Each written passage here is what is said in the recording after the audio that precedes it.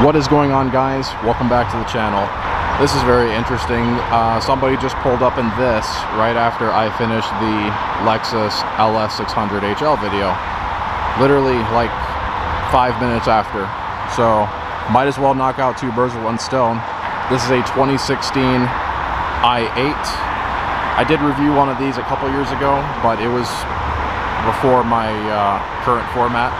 So this is going to be a little bit more detailed, and let's see how it does.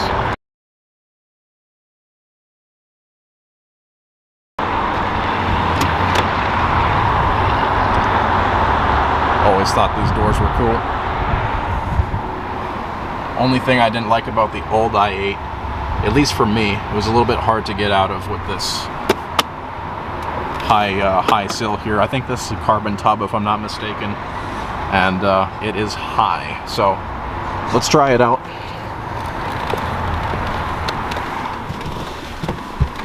Just gotta sort of like fall into it, I guess.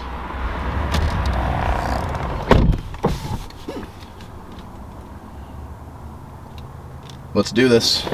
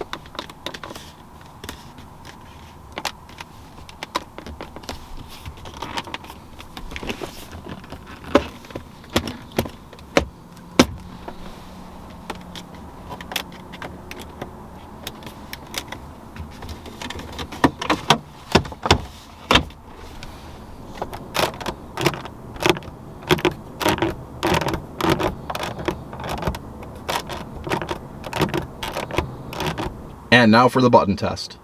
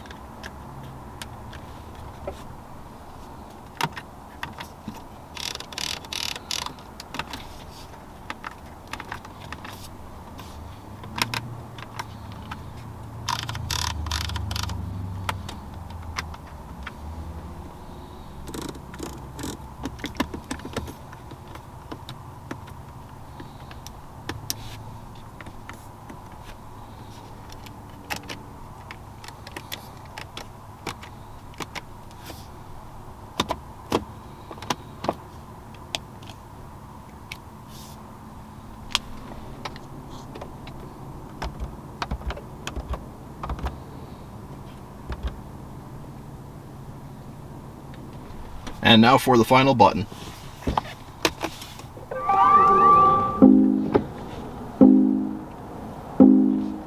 Sounds futuristic. Pretty sure that's the odometer right there. Wrong.